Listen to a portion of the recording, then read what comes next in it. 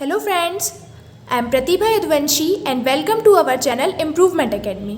Friends, geography की class में आज का हम लोगों का टॉपिक है भारत के प्रमुख पठार।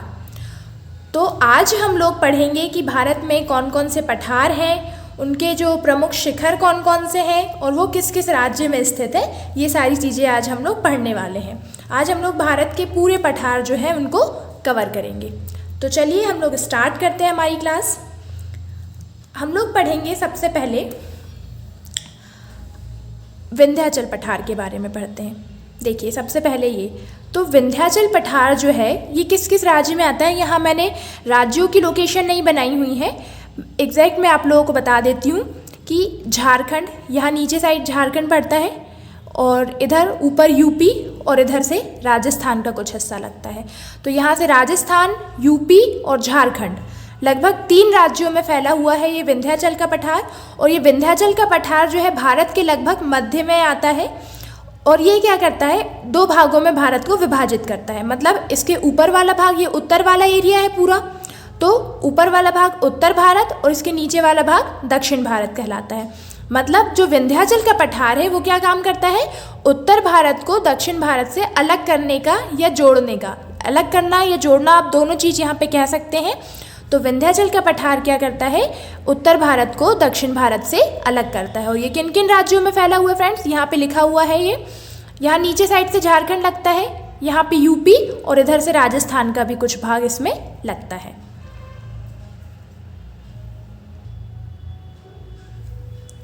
अब देखिए, अब हम लोग देखते हैं, ये तो हो गया विंध्याचल पठार। इसके बाद में हम लोग देखते हैं ये अरावली पर्वत। तो अरावली पर्वत कहाँ है, राजस्थान में। ये राजस्थान वाला भाग है।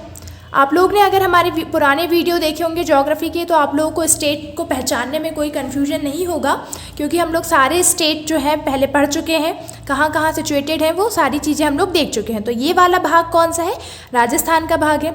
तो राजस्थान में कौन सा पर्वत है, अरावली पर्वत। अब ये अरावली पर्वत जो है वो सबसे पुरानी चट्टानों से निर्मित है। जो सबसे पुरानी चट्टानें हैं उनसे निर्मित है अरावली पर्वत। और इसकी सबसे ऊंची चोटी, अरावली पर्वत की सबसे ऊंची चोटी क्या है, गुरु शिखर। ये क्वेश्चंस फ्रेंड्स आप बहुत अच्छे से ध्यान में रखिएगा, क्योंकि ये क्वेश्चन बहुत आते हैं कि कौन से पर्वत की सर्वोच्च चोटी कौन सी है, सर्वोच्च शिखर कौन से हैं। तो आप इसको ध्यान में रखिएगा कि अरावली पर्वत की सबसे ऊंची चोटी कौन सी है, गुरु शिखर। और इसकी ऊंचाई कितनी है, 1722 मीटर, 1722 है। आप इसको 1722 सीधे टंग्स में याद रखिएगा। और ये जो है गुरु शिखर वो कहाँ है, माउंट आबू राजस्थान में है। मतलब राजस्थान के कहाँ पे है, माउंट आबू में है। ठीक है फ्रेंड्स, इसके बाद हम लोग देख लेते हैं सतपुड़ा पर्वत। तो ये सतपुड़ा का जो पठार है, ये सतपुड़ा पर्वत जो है ये कहाँ पे है, एमपी में, बीच में ये सेंटर में बना हुआ है। तो हमारा मध्य प्रदेश कहाँ आता है, भारत का हृदय प्रदेश कहा जाता है मध्य प्रदेश को, मतलब एकदम सेंटर में आता है। तो सतपुड़ा कहाँ है, एमपी में है। अब इस सतपुड़ा पर्वत की सबसे ऊंची चोटी जो है वो क्या है, धूपगढ़ी है। ठीक है, और इसकी ऊंचाई कितनी है, 1350 मीटर। कितनी है धूपगढ़ की ऊंचाई, 1350 मीटर। अब इसके साथ साथ ये सतपुड़ा पर्वत जो है इसके पूर्वी भाग से, इधर साइड से जो कौन सी नदी निकलती है, ताप्ती नदी निकलती है। नदियों का पूरा पोर्शन हम लोग पढ़ेंगे, नदियों का बहुत बड़ा टॉपिक है, हम उसको 2 या 3 वीडियो में कंप्लीट करेंगे। लेकिन फिर भी अभी यहाँ पे है तो मैंने आप लोगों को थोड़ा सा बता दिया कि ताप्ती नदी कहाँ से निकलती है, सतपुड़ा पर्वत के पूर्वी भाग से निकलती है। अब इसके बाद में हम लोग देख लेते हैं, यहाँ पे ये जो दिख रहा है आप लोग को मेकल का पठार, ये एमपी वाला भाग हो गया। एमपी से लगा हुआ क्या है हमारा, छत्तीसगढ़ लगा हुआ है, एमपी से छत्तीसगढ़ राज्य लगा हुआ है। तो छत्तीसगढ़ राज्य में है जो है वो है मेकल पठार है, मेकल का पठार है। ठीक है, अब मेकल का पठार जो है उसका सर्वोच्च शिखर कौन सा है, ये सर्वोच्च चोटी कह लो आप, ये सर्वोच्च शिखर कह लो, ठीक है, एक ही बात है। तो इस सर्वोच्च मेकल के पठार का सर्वोच्च शिखर है अमरकंटक। क्या है फ्रेंड्स, अमरकंटक। और इसकी ऊंचाई कितनी है, 1036 मीटर। कितनी है, 1036 मीटर। ये जितने भी पठार हैं उनकी जितने भी सर्वोच्च शिखर हैं, इनकी जो ऊंचाइयाँ हैं या सर्वोच्च शिखर की जो जितनी भी ऊंचाई है उनको आपको बहुत अच्छी तरीके से ध्यान में रखना है, क्योंकि इनसे क्वेश्चन बनने की बहुत ज़्यादा संभावनाएं होती हैं। अब ये जो मेकल का पठार हम लोग ने पढ़े, इसमें देखिए क्या होता है, मेकल के पठार के पूर्वी भाग से क्या निकलती है, सोन नदी निकलती है। पूर्व से, इस साइड लिखा हुआ है मैंने, ये इसका पूर्वी भाग हो गया। पूर्वी भाग से क्या निकलती है? सोन नदी निकलती है। उसी तरह मेकल पठार के पश्चिम भाग से निकलती है नर्मदा नदी। कौन सी नदी निकलती है? नर्मदा नदी। और इसी मेकल पठार के दक्षिणी भाग से निकलती है महानदी। नदियों का टॉपिक हम लोग फिर से पूरा पढ़ेंगे, लेकिन फिर भी आप एक बार इसको यहाँ देख लीजिए। मेकल पठार के पूर्वी भाग से कौन सी नदी निकलती है? सोन नदी। पश्चिमी भाग से नर्मदा नदी और नीचे दक्षिणी भाग से निकलती है महानदी। ठीक है फ्रेंड्स, अब इसके बाद में हम लोग देख लेते हैं यहाँ पे, ये आ गया हमारा महाराष्ट्र वाला हिस्सा। एमपी से लगा हुआ नीचे कौन सा राज्य है? महाराष्ट्र है। तो महाराष्ट्र में है दक्कन का पठार। ठीक है, महाराष्ट्र में जो है वो है दक्कन का पठार। अब दक्कन का पठार जो है वो काली मिट्टी वाला क्षेत्र है, मतलब इस दक्कन के पठार में सर्वाधिक मात्रा में काली मिट्टी पाई जाती है। ठीक है, काली मिट्टी वाला क्षेत्र है ये। अब इसके पूर्वी भाग को क्या कहते हैं? विदर्भ कहते हैं। मतलब पूरे दक्कन के पठार को नहीं, दक्कन के पठार का जो पूर्वी हिस्सा है, पूर्व वाला भाग है, वो क्या कहलाता है? विदर्भ कहलाता है। ठीक है, विदर्भ।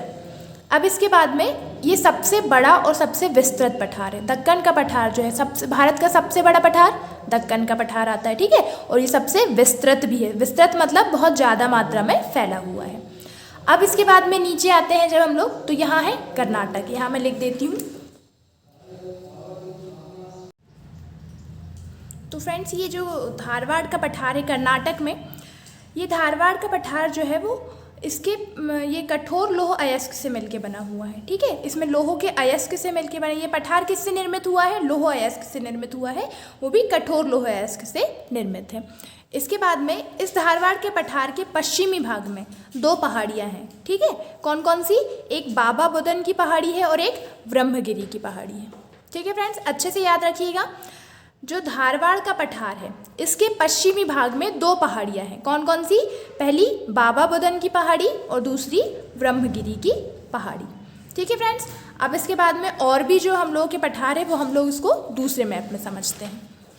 देखिए फ्रेंड्स, अब जो आता है हमारा यहाँ पे बुंदेलखंड का पठार देख लेते हैं हम लोग।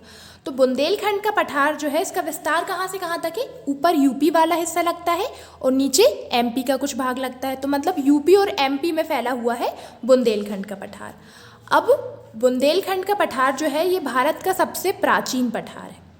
अभी हमने पिछले मैप में देखे थे कि भारत का सबसे बड़ा पठार कौन सा है? दक्कन का पठार पढ़े थे। ठीक है, सारे क्वेश्चन अलग अलग हैं, आप इसको अच्छे से याद रखिएगा। अब हम पढ़ रहे हैं कि भारत का सबसे प्राचीन पठार कौन सा है। तो भारत का सबसे प्राचीन पठार है बुंदेलखंड का पठार और इसका विस्तार कहाँ से कहाँ तक है? यूपी और एमपी में है। ठीक है फ्रेंड्स, इसके बाद में हम लोग देख लेते हैं एमपी का। ये एमपी में है मालवा का पठार।